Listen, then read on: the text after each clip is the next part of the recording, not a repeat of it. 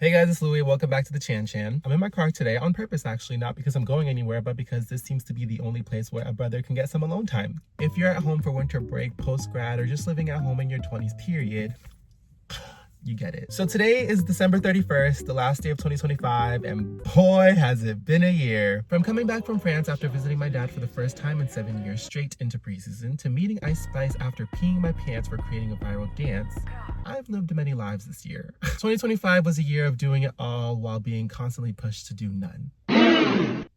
Wait, I'm a poet and didn't even know it.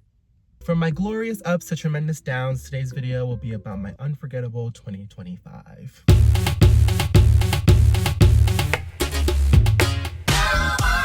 Starting the year off strong, niggas was in Paris. For most people, that sounds like a wonderful way to start the year, but for me, not so much. I was staying with my dad in Marseille at the time, which is about a 4-hour train ride to Paris. The plan was to go up for New Year's, watch the fireworks, and then fly out from Paris. My dad decides to book the last train to Paris on December 31st from 6:30 to 9:45 p.m., knowing damn well we had to drive an hour to where we were staying, get ready, and then drive an hour back into the city. Long story short, I ended up celebrating New Year's on the subway.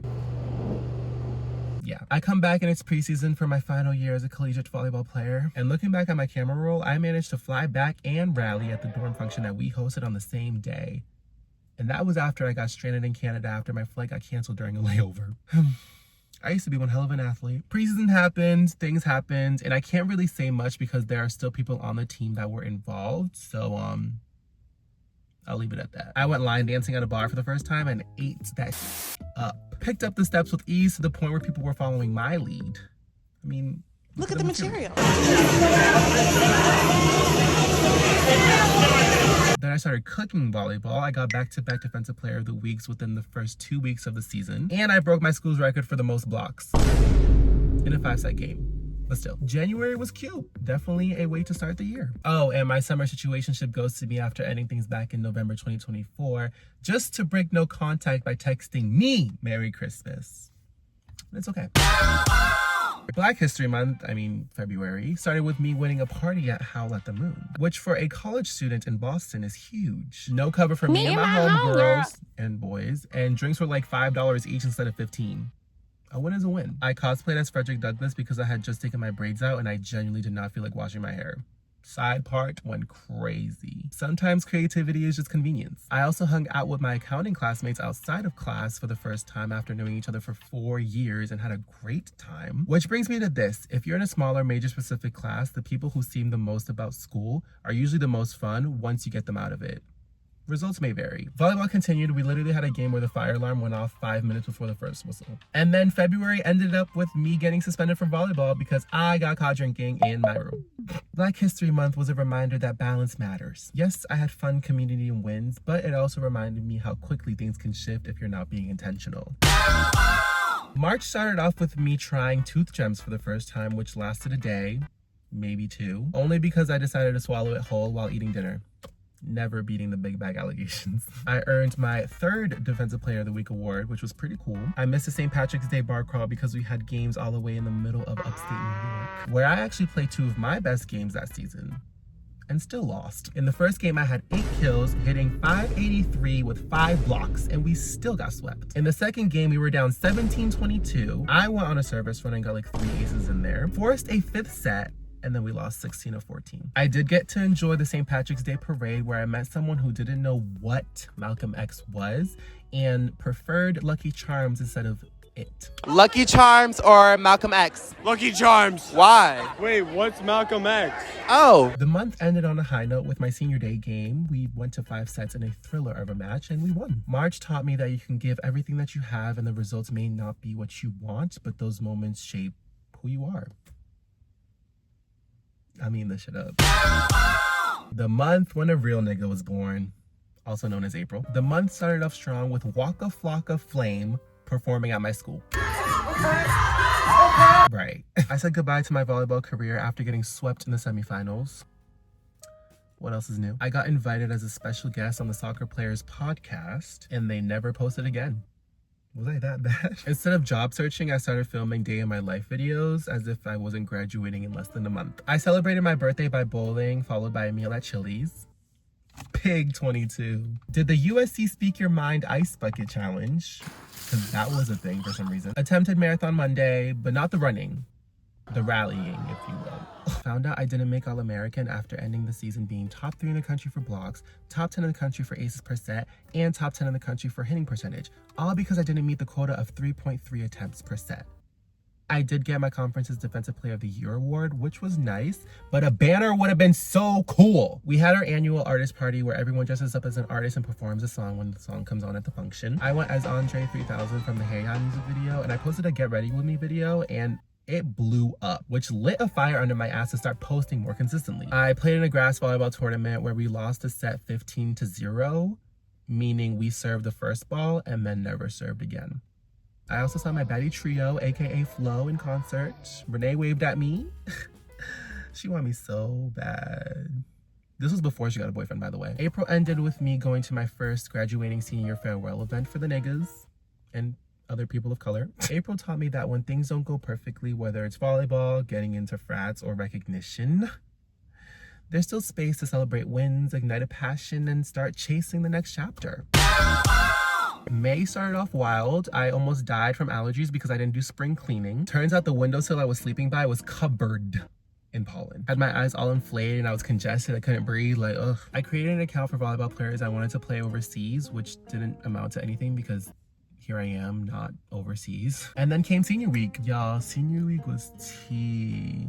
Then I graduated with a Bachelor of Science degree in accounting as a first-generation graduate. Then I came back home and started working out and running to distract myself from the fact that I'm in the real world now. May ended with a trip to New Jersey to watch the Cowboy Carter tour and also like a one-day trip to New York City to celebrate my friend Nick's birthday. May reminded me that even when life feels like a lot, there's always time to celebrate, make memories, and start stepping into the next chapter. Gay month, June, started off with me doing a dance cover of Gnarly by Cat's Eye. I played in another grass volleyball tournament and made it to the semifinals actually, which was pretty cool. Then I dressed up in a SpongeBob costume and walked in the Bunker Hill Parade. Mind you, this was my first gig as a sign model. One of my videos went viral on Reels for my visual appearance for the first time, which made me feel seen in a whole new different way. I spent a weekend on Cape Cod where I was stuck in the middle of new relationship developments between 2 groups of freshmen. And my friends pawned me off to an Australian actor, which got them free drinks. I'll take one for the team. I also did my first brand deal video for Hinge, which, mind you, I was and am still very much single and untouched, so that was an experience for sure. June reminded me that when things are chaotic or even a little awkward, growth and opportunity are still happening. July started off with me walking in my first fashion show. Little did I know that anyone can sign up, but it was still a great experience. The stylist even looked at me and said I looked like a model. I walked in the Cape Verdean parade that my hometown hosts every year and went viral because everyone found out that I was actually Cape Verdean. I went back to the Cape to go play in a beach volleyball tournament, came home for a day, and then went back to the Cape again. Shout out my friend Thor for never getting sick of me. For real. Tried rock climbing for the first time and jacked up my fingers. Hit 100K on TikTok after 6 years of being on the app, which was crazy. Went back to the Cape for the 4th time where I had a boat day and did the 100-meter hot dog challenge.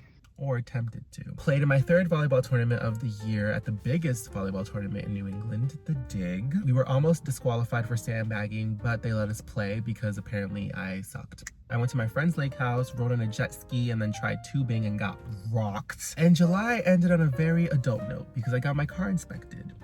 But also child note because I didn't get my AC fixed. July reminded me that life is a mix of chaos, milestones, and first. Sometimes messy, sometimes fun, but always memorable. August started off with another grass volleyball tournament. We lost every game except one, which was against a former teammate who was shit-talking us all day, saying that our pool was easy, his pool was hard, and that we sucked, but, you know, who won and who didn't. I got my first PR package, which was exciting. Coached my last volleyball camp, I think. And then I went to Montreal for a music festival. I didn't get as turned as I did the year before, but the outfits were tea. I had my first photo shoot to start building up my portfolio for modeling after being signed for 4 months, just to end up never seeing those photos because they got lost. August ended with a beach rave on the Cape, my 5th time there, followed by another volleyball tournament. August taught me that the summer grind comes with highs, lows, and unexpected chaos. Okay, September was rough because summer ending felt like the door was closing on freedom. During the summer, it was easy to go out and be social because everyone was doing it. When September hit, everyone went back to their normal lives and it forced me to sit with myself again. As an outgoing person, it felt and still feels like caging up a bird after it's just been released. Which is why September was when I started posting on this channel consistently after being on and off for the last couple of years. A friend actually asked me why I didn't post YouTube videos during the summer, and I just told him I didn't feel like it, which is crazy because after looking back at everything I did, it would have been amazing to have everything documented in long form. And that's honestly why I've been going so hard the last couple of months to get my name out there. At the beginning of September, I went viral for doing Beyonce's Uh-Oh dance to an AJR song, which started a trend. And that's also when the Vizzy dance was brought to life by yours truly. I cosplayed as a performative male and tried matcha for the first time, which may or may not be true depending on who you ask. And I actually posted a song that I wrote in that video, which was very vulnerable for me. But it didn't matter because no one even batted an eye.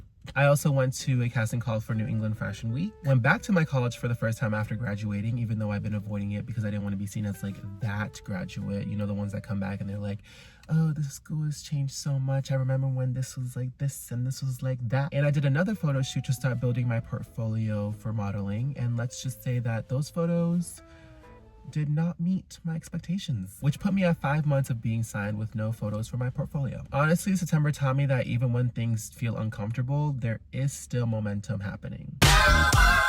October was honestly one of the months where like a lot was happening, but like none of it felt flashy. I got my flu shot for the first time in years after scheduling it and going to the appointment all by myself. Mind you, I'm 22, but that was like a very huge like adult thing for me to do. I tried out for that semi-pro volleyball team, which obviously again, nothing came from it because here I am talking to y'all and not playing. October was when I officially got casted for the New England Fashion Week fashion show where I went to rehearsals every week. I carved my first pumpkin and started auditioning for acting roles, and to this day I still haven't booked one. But I did do a video for a chip brand owned by NBA player Chris Paul. Then Hello Weekend came and I went viral for my very accurate cosplay of emo Jimmy Butler. My videos started getting reposted on all these different blogs, which honestly felt like another Tuesday for me because it didn't get me any place different than where I am now. I also did another photo shoot for my modeling portfolio, and they were better than the last ones, but didn't meet my expectations, especially after being signed under that management for 6 months now. October taught me that progress doesn't always feel good while it's happening, but it's still progress. November started off with a bang where I made my Fashion Week debut for New England Fashion Week, where I walked for not one, not two, not three, not four, not five, but 6 different designers. Clock that gag, finna that tea. I also did a photo shoot modeling for my friend's family's clothing line, went on more auditions that I didn't book yet, emphasis on yet, and went back to my school to visit my friend, which ended up with me on stage at the club shaking my yacht. I played in another volleyball tournament, 6s this time, which is funny because I swore the last time was my last time playing volleyball. Clearly wasn't true. I danced in my second dance cover of the year to my #1 song on Spotify, Focused by Hearts to Hearts, which came out October 20th, by the way. November was also the month I left my previous management because things were moving too slow for where I'm at and how fast I want to go. So I had to take matters into my own hands and take my own digitals on my phone and tripod and submitted myself to a whole bunch of agencies, which none of them responded except one. And sometimes all you need is one. I saw someone in a J-pop group I listened to doing my dance, ran my first turkey trot, and then Thanksgiving happened. Oh, and can never forget this day. November 14th was when the SpongeBob Big Guy dance was created by yours truly. From watching people go viral for doing my dance without tagging me to almost getting overlooked by big companies, this dance has taken like 20 years off my life. At least. But I will say that November taught me that if your pace doesn't match your environment, it's okay to change your environment. Last but not least, December. I started the month by doing a cold plunge in 12-degree weather, and that honestly set the tone of how unhinged this month was going to be. I went to my hometown's Christmas tree lighting for the first time after living here for 15 years. I went on Omegle as Black Santa.